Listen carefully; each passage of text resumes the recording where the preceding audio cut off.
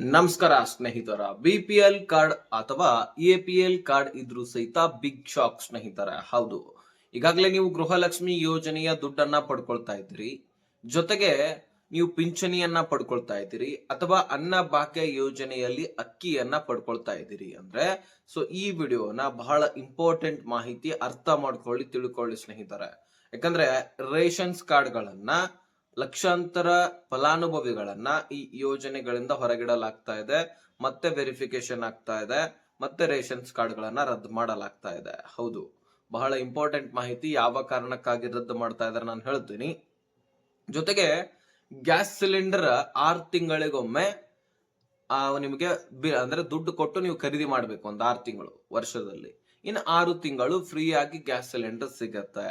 ಹಾಗಾದ್ರೆ ಈ ಪ್ರಶ್ನೆಯನ್ನ ಬಹಳಷ್ಟು ಜನ ಕೇಳ್ತಾ ಇದ್ರಿ, ಈ ಯೋಜನೆ ನಮ್ಮಲ್ಲಿ ಇದೆಯಾ ಸರ್ ಅಂತ. ಅದರ ಬಗ್ಗೆ ಕ್ಲಾರಿಟಿ ಕೊಡ್ತೇನೆ ನಿಮ್ಗೆ. ವಿಡಿಯೋನ ಆದಷ್ಟು ಕೊನೆವರೆಗೂ ವಾಚ್ ಮಾಡಿ ತಿಳ್ಕೊಳ್ಳಿ ಸ್ನೇಹಿತರೆ. ಈಗ BPL ಹಾಗೂ APL ರೇಷನ್ ಕಾರ್ಡ್ ಹೊಂದಿದಂತವರಿಗೆ ಗೃಹಲಕ್ಷ್ಮಿ ದುಡ್ಡನ್ನ ಕೊಡ್ತಾ ಇದೆ ರಾಜ್ಯ ಸರ್ಕಾರ. ಯಾವ್ದಪ್ಪ ಅಂದ್ರೆ ಗ್ಯಾರಂಟಿ ಯೋಜನೆಯಲ್ಲಿ ಒಂದು ಬೆಸ್ಟ್ ಸ್ಕೀಮ್ ಇದು ಗೃಹಲಕ್ಷ್ಮಿ ಯೋಜನೆ. ಇದರಲ್ಲಿ ಕೂಡ ದುಡ್ಡು ಪಡ್ಕೊಳ್ತಾ ಇದ್ರಿ, ಅನ್ನ ಭಾಗ್ಯ ಅಕ್ಕಿಯನ್ನ ಪಡ್ಕೊಳ್ತಾ ಇದ್ದೀರಿ, ಜೊತೆಗೆ ಪಿಂಚಣಿಗಳನ್ನ ಪಡ್ಕೊಳ್ತಾ ಇದ್ದೀರಿ. ಬಡ ಜನರಿಗೆ, ಬಡತನರಿಗಿಂತ ಕೆಳಗಡೆ ಇದ್ದಂತವರಿಗೆ, BPL ರೇಷನ್ ಕಾರ್ಡ್ ಇದ್ದಂತವರಿಗೆ ಪಿಂಚಣಿ ಕೊಡುವಂತದ್ದು, ಜೊತೆಗೆ ಅನೇಕ ನಾನಾ ರೀತಿಯ ಯೋಜನೆಗಳನ್ನ ಈ BPL ಒಂದು ರೇಷನ್ಸ್ ಕಾರ್ಡ್ ಅಥವಾ APL ರೇಷನ್ ಕಾರ್ಡ್ ಇಂದ ಪಡ್ಕೊಳ್ತಾ ಇದ್ರಿ. ಉದಾಹರಣೆಗೆ ಕೇಂದ್ರದ ಸರ್ಕಾರದ ಆಯುಷ್ಮಾನ್ ಕಾರ್ಡ್ ಆಗಿರ್ಲಿ, ಅಥವಾ ಸಬ್ಸಿಡಿ ಮುಖಾಂತರ ಯಾವುದೇ ಯೋಜನೆಗಳ ಲಾಭವನ್ನ ಕೊಡೋದಾಗಿರ್ಲಿ. ಈಗ ಟ್ರ್ಯಾಕ್ಟರ್ ಖರೀದಿ, ಉದಾಹರಣೆಗೆ ಶೆಡ್ ಗಳನ್ನ ಹೊಡ್ಕೊಳ್ಳೋದು, ಈಗ ಆಡು ಕುರಿ ಸಾಕಾಣಿಕೆ ಇಂಥವಕ್ಕೆಲ್ಲವೂ ಕೂಡ ಶೆಡ್ ಅನ್ನ ರೇಷನ್ ಕಾರ್ಡ್ ಇದ್ದಂತವರಿಗೆ ಸಬ್ಸಿಡಿ ಮುಖಾಂತರ ಅಥವಾ ಕಡಿಮೆ ಬಡ್ಡಿ ದರದಲ್ಲಿ ಸಾಲ ಕೊಡೋದು, ಅಥವಾ ಹಾಗೆ ದುಡ್ಡನ್ನ ಕೊಡೋದು, ಈ ರೀತಿ ನಾನಾ ರೀತಿಯಲ್ಲಿ ಯೋಜನೆಗಳಿದಾವೆ. ಈ ಎಲ್ಲ ಯೋಜನೆಗಳನ್ನ ರೇಷನ್ಸ್ ಕಾರ್ಡ್ ಇದ್ದಂತವರು ಪಡ್ಕೊಳ್ತಾ ಇದ್ದೀರಿ. ಆದ್ರೆ ಆ ರೇಷನ್ ಕಾರ್ಡೇ ಇರ್ಲಿಲ್ಲ ಅಂದ್ರೆ ಈ ಎಲ್ಲ ಯೋಜನೆಗಳು ಕೂಡ ಕಟ್ ಆಗತ್ತೆ. ಹೌದು, ಈಗಾಗ್ಲೇ ಲಕ್ಷಾಂತರ ಫಲಾನುಭವಿಗಳನ್ನ ಫೇಕ್ ಡಾಕ್ಯುಮೆಂಟ್ಸ್ ಗಳಿಂದ ತೆಗೆದಿದ್ದಾರೆ. ಓಕೆ, ಫೇಕ್ ಡಾಕ್ಯುಮೆಂಟ್ಸ್ ಇದಾವೆ, ತೆಗೆದಿದ್ದೀರಿ. ಇನ್ನು ಲಕ್ಷಾಂತರ ಫಲಾನುಭವಿಗಳು ಎಲಿಜಿಬಲ್ ಇಲ್ಲ ಇದ್ದರೂ ಸಹಿತ ಗೃಹಲಕ್ಷ್ಮಿ ಯೋಜನೆಗೆ ಅಪ್ಲಿಕೇಶನ್ ಹಾಕೋದು, ಇನ್ನು GST payer, income tax payer, ಆಸ್ತಿ ಪಾಸ್ತಿಗಳು ಹೆಚ್ಚಾಗಿರೋದು, ದೊಡ್ಡ ದೊಡ್ಡ ಮನೆಗಳು, ಶ್ರೀಮಂತರು, ದೊಡ್ಡ ದೊಡ್ಡ ವ್ಯಾಪಾರಸ್ಥರು, ಇಂಥವರೆಲ್ಲರನ್ನು ಕೂಡ ತೆಗೆದಾಕಿದೆ. ವೈಟ್ ಬೋರ್ಡ್ ಕಾರ್ ಇದ್ದಂತವರು, ಸರ್ಕಾರಿ ನೌಕರಸ್ಥರು, ಇದರೆಲ್ಲರನ್ನು ಕೂಡ BPL ರೇಷನ್ ಕಾರ್ಡ್ ನಿಂದ ಹೊರಗಿಟ್ಟಿದೆ. ಆದ್ರೆ ಇಲ್ಲಿ ಮುಖ್ಯವಾಗಿ ಸರ್ಕಾರ ಲಕ್ಷಾಂತರ ಫಲಾನುಭವಿಗಳನ್ನ ತೆಗೆದಾಕ್ತಾ ಇದೆ, ಅನುಮಾನ ಬಂದ್ರೂ ಸಹಿತ. ಯಾಕೆ ಅಂದ್ರೆ ನೇರವಾಗಿ ಪಾಯಿಂಟ್ ಬರ್ತೀನಿ ಈಗ ನಾನು. ಓಕೆ, ತಿಳ್ಕೊಳ್ಳಿ ಸ್ನೇಹಿತರೆ. ಲಕ್ಷಾಂತರ ಫಲಾನುಭವಿಗಳು ತೀರಿ ಹೋಗಿದ್ರು ಸಹಿತ, ಅದು ಪಿಂಚಣಿ ಯೋಜನೆಯಲ್ಲೂ ಕೂಡ ಬಂದ್ರು, ಈಗ ಗೃಹಲಕ್ಷ್ಮಿ ಯೋಜನೆಯಲ್ಲಿ ಕೂಡ ಬಂದ್ರು, ಅನ್ನಭಾಗ್ಯ ಯೋಜನೆಯಲ್ಲಿ ಕೂಡ ಬಂದ್ರು. ಆ ತೀರಿ ಹೋದವರ ಹೆಸರಿನಲ್ಲಿ ಗೃಹಲಕ್ಷ್ಮಿ ದುಡ್ಡನ್ನ ಪಡ್ಕೊಳ್ಳೋದು, ಪಿಂಚಣಿ ಯೋಜನೆಯ ದುಡ್ಡನ್ನ ಪಡ್ಕೊಳ್ಳೋದು, ಅನ್ನಭಾಗ್ಯ ಅಕ್ಕಿಯನ್ನ ನ್ಯಾಯಬೆಲೆ ಅಂಗಡಿಗೆ ಅವರ ಕುಟುಂಬಸ್ಥರು ಹೋಗಿ ತೆಗೆದುಕೊಂಡು ಬರೋದು. ಅಕೌಂಟ್ಗೆ ದುಡ್ಡು ಜಮಾ ಆಗ್ತಾ ಇರತ್ತೆ, ಮರಣ ಪ್ರಮಾಣ ಪತ್ರವನ್ನ ತೆಗೆಸಿರೋದಿಲ್ಲ, ಸರ್ಕಾರದ ಗಮನಕ್ಕೆ ಇವರು ತೀರಿ ಹೋಗಿದಾರೆ ಅನ್ನೋದು ಕೂಡ ಗೊತ್ತಿರೋದಿಲ್ಲ. ಹೀಗಾಗಿ ಸರ್ಕಾರ ದುಡ್ಡು ಏನೋ ಹಾಕ್ತಿರತ್ತೆ. ನೀವೇನ್ ಮಾಡ್ತೀರಿ ಕುಟುಂಬಸ್ಥರು? ಈಗ ದುಡ್ಡು ಹೇಗೆ ತೆಗೆದುಕೊಳ್ಳಿಕ್ ಬರುತ್ತೆ, ತೀರಿ ಹೋಗಿರ್ತಾರಲ್ವಾ ನೀವು ಅನ್ಕೊಳ್ಬಹುದು. ಅವ್ರು ಇದ್ರೆ ಅಷ್ಟೇ ಅಲ್ಲ ಸ್ನೇಹಿತರೆ, ಅವರ ಮೊಬೈಲ್ ನಲ್ಲಿ ಇರ್ತಕ್ಕಂತಹ ಫೋನ್ ಪೇ ಅದ್ರ ಪಿನ್ ಗೊತ್ತಿದ್ರೆ ಸಾಕು, ಅಮೌಂಟ್ ಅನ್ನ ತಕೊಳ್ತಾರೆ. ಜೊತೆಗೆ ATM ಇದ್ರೆ ಅದರ ಪಿನ್ ಗೊತ್ತಿದ್ರೆ ATM ನಿಂದ ಆ ಒಂದು ದುಡ್ಡನ್ನ ವಿಡ್ರಾಲ್ ಮಾಡ್ಕೊಳ್ಳೋದು, ಸಾಕಷ್ಟು ದುಡ್ಡನ್ನ ಪಡ್ಕೊಳ್ಳೋದು, ಜಮಾ ಆಗ್ಲಿ ಅಂತ ಬಿಡೋದು, ನೆಕ್ಸ್ಟ್ ವಿಡ್ರಾಲ್ ಮಾಡ್ಕೊಳ್ಳೋದು, ಈ ರೀತಿ ಮಾಡ್ತಾ ಇದಾರಂತೆ. ತೀರಿ ಹೋಗಿದ್ರೆ ಅವರ ಹೆಸರಿನಲ್ಲಿ ಮರಣ ಪ್ರಮಾಣ ಪತ್ರವನ್ನ ತೆಗೆಸಿ, ನಾವು ಆಟೋಮೆಟಿಕ್ ಆಗಿ ಯೋಜನೆಯ ಬಂದ್ ಮಾಡ್ತೀವಿ. ನೆಕ್ಸ್ಟ್ ಅವರ ಒಂದು ಮುಖ್ಯಸ್ಥೆಯ ಸ್ಥಾನದಲ್ಲಿ ಬೇರೆಯವರನ್ನ ಸೇರ್ಪಡೆ ಮಾಡ್ಕೊಳ್ಳಿ, ಮನೆಯಲ್ಲಿರ್ತಕ್ಕಂಥ ಹೆಣ್ಣು ಮಕ್ಕಳನ್ನ ನಾವು ಮತ್ತೆ ದುಡ್ಡು ಜಮಾ ಮಾಡ್ತೀವಿ ಅಂತ ಸರ್ಕಾರ ಹೇಳ್ತಾ ಇದೆ. ಆದ್ರೂ ಸಹಿತ ಬಹಳಷ್ಟು ಕುಟುಂಬಸ್ಥರು ಕೇಳ್ತಾ ಇಲ್ಲ. ತೀರು ಹೋದ್ರೂ ಸಹಿತ ಅವರ ಹೆಸರಿನಲ್ಲಿ ಹಾಗೆ ಯೋಜನೆಗಳ ಲಾಭವನ್ನ ಪಡಿತಕ್ಕಂಥದ್ದು. ಹೀಗಾಗಿ ಸರ್ಕಾರ ಏನ್ ಮಾಡ್ತಾ ಇದೆ, ಇಂತಹ ಫಲಾನುಭವಿಗಳನ್ನ ಅಷ್ಟೇ ಅಲ್ಲದೆ ಕುಟುಂಬದ ಟೋಟಲಿ ರೇಷನ್ಸ್ ಕಾರ್ಡ್ ಗಳನ್ನೇ ರದ್ದು ಮಾಡ್ತಾ ಇದೆ. ಎಚ್ಚರಿಕೆ ಕೊಟ್ಟಿದೆ ಆಲ್ರೆಡಿ. ಲಕ್ಷಾಂತರ ಫಲಾನುಭವಿಗಳು ಅದರ ಬಗ್ಗೆ ಗಮನ ಹರಿಸ್ತಾ ಇಲ್ಲ. ಹೀಗಾಗಿ ಈ ಯೋಜನೆಗಳ ಲಾಭವನ್ನ ನೀವು ಪಡಿತಾ ಇರುವುದು ಸರ್ಕಾರಕ್ಕೆ SIR ಪ್ರಕ್ರಿಯೆಯಿಂದ ಗೊತ್ತಾಗಿದೆ. SIR ಪ್ರಕ್ರಿಯೆ ಆಗಿರ್ಲಿ, ಈಗ ಗಣತಿಯ ಕಾರ್ಯ ನಡೀತಾ ಇದೆ.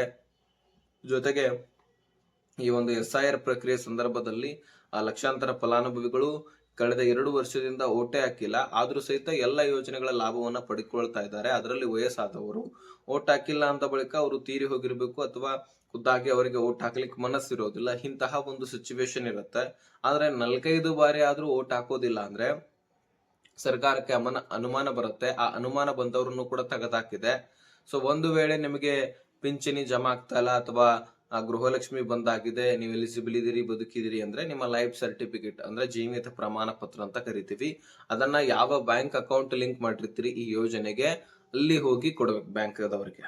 ಅಲ್ಲಿರ್ತಕ್ಕಂತಹ ಅಧಿಕಾರಿಗಳು ವೆರಿಫಿಕೇಶನ್ ಮಾಡ್ತಾರೆ, ಖುದ್ದಾಗಿ ನೀವೇ ಇದ್ರ ಅಲ್ವಾ ಅಂತ ಕನ್ಫರ್ಮ್ ಮಾಡ್ಕೊಂಡು ಮೇಲಧಿಕಾರಿಗಳಿಗೆ ಕಳುಹಿಸಿ. ಅದರಲ್ಲಿ ಸ್ಪೆಷಲಿ ಪಿಂಚಣಿದಾರರು ನೀವು ಹೋಗಿ ಸಬ್ಮಿಟ್ ಮಾಡಲೇಬೇಕು. ಆಗ ಮಾತ್ರ ನಿಮಗೆ ದುಡ್ಡು ಜಮಾ ಆಗ್ಲಿಕ್ಕೆ ಸಾಧ್ಯ. ಯಾಕಂದ್ರೆ ಹೆಚ್ಚಾಗಿ ಪಿಂಚಣಿದಾರರಲ್ಲಿ ಬಹಳಷ್ಟು ಲಕ್ಷಾಂತರ ಫಲಾನುಭವಿಗಳು ಸಿಕ್ಕಿದ್ದಾರೆ. ಅವರೆಲ್ಲರನ್ನು ಕೂಡ ತೆಗೆದಾಕ್ತಾ ಇದೆ ಸರ್ಕಾರ.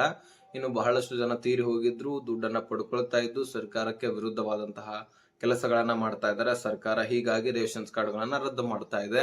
ನಿಮ್ಮ ರೇಷನ್ಸ್ ಕಾರ್ಡ್ಗಳು ಉಳಿಬೇಕಂದ್ರೆ ಮರಣ ಪ್ರಮಾಣ ಪತ್ರವನ್ನ ತೆಗೆಸಿ ಮುಖ್ಯಸ್ಥೆಯ ಸ್ಥಾನದಲ್ಲಿ ಬೇರೆ ಹೆಣ್ಣು ಮಕ್ಕಳ ಒಂದು ಹೆಸರನ್ನ ಸೇರ್ಪಡೆ ಮಾಡಿ ಏನು ತೊಂದರೆ ಆಗೋದಿಲ್ಲ. ಸೊ ಈ ಸ್ಪಷ್ಟನೆ ನಿಮಗೆ ಕೊಡ್ಲೇಬೇಕಾಗಿತ್ತು. ಇನ್ನು ಜೊತೆಗೆ ಇಂಪಾರ್ಟೆಂಟ್, ಈ ಗ್ಯಾಸ್ ಸಿಲಿಂಡರ್ 6 ತಿಂಗಳಿಗೆ ಫ್ರೀ ಆಗಿ ಸಿಗೋದು, ಇನ್ 6 ತಿಂಗಳು ಸಿಗೋದಿಲ್ಲ.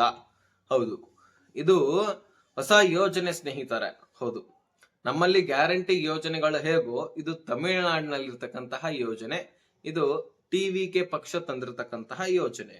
ನಿಮಗೆ ನಮ್ಮ ರಾಜ್ಯದಲ್ಲಿನೇ ಇದೆ ಅಂತ ಬಹಳಷ್ಟು ಜನ ಕನ್ಫ್ಯೂಸ್ ಆಗಿಬಿಟ್ಟಿದ್ರಿ. ಕನ್ಫ್ಯೂಸ್ ಆಗುವಂತಹ ಅವಶ್ಯಕತೆ ಇಲ್ಲ. ರಾಜ್ಯ ಸರ್ಕಾರ ಯಾವುದೇ ಯೋಜನೆ ಈಗ ತರೋದಿಲ್ಲ. ಯಾಕಂದ್ರೆ ಇದ್ದಿರ್ತಕ್ಕಂತಹ ಯೋಜನೆಗಳನ್ನೇ ಸರಿಯಾಗಿ ಕೊಡ್ಲಿಕ್ಕೆ ಆಗ್ತಾ ಇಲ್ಲ. ಗ್ಯಾರಂಟಿ ಯೋಜನೆಗಳನ್ನ ಅಥವಾ ಪಿಂಚಣಿ ಯೋಜನೆ, ಶಾಶ್ವತ ಯೋಜನೆ, ಇಲ್ಲಿ ಕೂಡ ದುಡ್ಡನ್ನ ಸರಿಯಾಗಿ ಕೊಡ್ತಾ ಇಲ್ಲ. ಇನ್ನು ಬೇರೆ ಯೋಜನೆ ಜಾರಿ ತರತ್ತಾ? ಖಂಡಿತವಾಗ್ಲೂ ಇಲ್ಲ. ಇದು ತಮಿಳುನಾಡಲ್ಲಿ ಎಲೆಕ್ಷನ್ ಇತ್ತಲ್ವಾ, ಆ ಸಂದರ್ಭದಲ್ಲಿ ಟಿವಿಕೆ ಪಕ್ಷ ಘೋಷಣೆ ಮಾಡಿರ್ತಕ್ಕಂಥದ್ದು. ಹಿರಿಯರಿಗೆ 60 ವರ್ಷ ಮೇಲ್ಪಟ್ಟವ ಮಹಿಳೆಯರಿಗೆ 2,500 ರೂಪಾಯಿ ಪ್ರತಿ ತಿಂಗಳು, 6 ತಿಂಗಳು ಫ್ರೀ ಆಗಿ ಗ್ಯಾಸ್ ಕೊಡ್ತಾರಂತೆ. ಇನ್ನು 6 ತಿಂಗಳು ನೀವು ದುಡ್ಡನ್ನ ಕಟ್ಟಿ ಗ್ಯಾಸ್ ಅನ್ನ ಖರೀದಿ ಮಾಡ್ಬೇಕಂತ ಇಲ್ಲಿ ಟಿವಿಕೆ ಪಕ್ಷ, ವಿಜಯ್ ತಳಪತಿ ಅವರ ಪಕ್ಷ ಘೋಷಣೆ ಮಾಡಿತ್ತು. ಅವರು ಈಗ 108 ಸೀಟ್ಗಳಿಂದ ಅಲ್ಲಿ ಭರ್ಜರಿ ಜಯವನ್ನ ಸಾಧಿಸಿದ್ದಾರೆ. ಆದ್ರೆ ಇನ್ನೂ ಕೂಡ ಸಿಎಂ ಸ್ಥಾನ ಸಿಕ್ಕಿಲ್ಲ. ಯಾಕಂದ್ರೆ ಇನ್ನು 10 ಸ್ಥಾನಗಳು, 10 ಶಾಸಕರ ಸಪೋರ್ಟ್ ಬೇಕಾಗಿದೆ. ಯಾಕಂದ್ರೆ ಅಲ್ಲಿ ಮ್ಯಾಜಿಕ್ ನಂಬರ್ 118 8 ಸೀಟ್ ಗೆದ್ರೆ ಮಾತ್ರ ಅವರಿಗೆ ಒಂದು ಪಕ್ಷ ಕಟ್ಲಿಕ್ಕೆ ಸಾಧ್ಯ ಆಗತ್ತೆ, ಸಿಎಂ ಆಗ್ಲಿಕ್ಕೆ ಸಾಧ್ಯ ಆಗೋದು. ಅದು ಇನ್ನೂ ಗೊಂದಲ ನಡೀತಾ ಇದೆ, ಅದ್ರ ಬಗ್ಗೆ ಬೇಡ. ಈಗ ಸದ್ಯಕ್ಕೆ ಆ ಒಂದು ಜಾಗದಲ್ಲಿ ಈ ಘೋಷಣೆ ಮಾಡಿರ್ತಕ್ಕಂಥದ್ದು, ಅವರು ಸಿಎಂ ಆದ ಮೇಲೆ ಅಲ್ಲಿ ಅದನ್ನ ಜಾರಿ ತರ್ತಾರೆ. ಇನ್ನು ಹಲವಾರು ಯೋಜನೆಗಳನ್ನ ಅಲ್ಲಿ ಘೋಷಣೆ ಮಾಡಿದ್ದಾರೆ. ಇದು ಎಲ್ಲ ರಾಜ್ಯಗಳಲ್ಲಿ ಇದ್ದಿದ್ದೇನೆ. ಯಾಕಂದ್ರೆ ಜನ ಹೇಗ್ ಆಗ್ಬಿಟ್ಟಿದ್ದಾರೆ, ಫ್ರೀ ಫ್ರೀ ಫ್ರೀ. ಈಗ ನಮ್ಮ ರಾಜ್ಯಕ್ಕಂತೂ ಗೊತ್ತಾಯ್ತು, ಫ್ರೀಯಿಂದ ಬೆಲೆ ಏರಿಕೆಗಳಾಗ್ತವೆ, ಸಾಲಗಳನ್ನ ಮಾಡ್ಕೊಳ್ಬೇಕಾಗತ್ತೆ ಸರ್ಕಾರ. ಬೆಲೆಗಳಂದ್ರೆ ಈಗ ನೋಡ್ತಾ ಇದ್ರಿ ನೀವು, ಹಾಲಿನ ಬೆಲೆ, ಪೆಟ್ರೋಲ್ ಡೀಸೆಲ್ ಬೆಲೆ, ಮೆಟ್ರೋನಲ್ಲಿ ಟಿಕೆಟ್ ದರ, ಪುರುಷ ಮಹಿಳೆಯರು, ಸಣ್ಣ ಪುಟ್ಟ ವ್ಯಕ್ತಿಗಳು, ದೊಡ್ಡ ವೃದ್ಧರು ಎಲ್ಲರಿಗೂ ಕೂಡ ಏರಿಕೆ ಆಗಿದೆ ಅಲ್ಲಿ.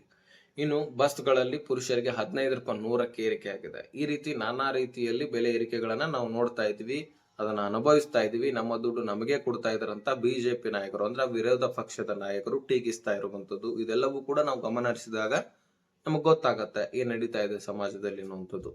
ಹಾಗಾದ್ರೆ ಸ್ನೇಹಿತರೆ, ಇನ್ನು ಈ ಡೀಟೇಲ್ಸ್ ನಿಮಗೆ ತಿಳಿಸಿದ್ದೀನಿ. ಇನ್ನು ನಿಮ್ಮ ಅನಿಸಿಕೆ ಕಮೆಂಟ್ ಮಾಡಿ.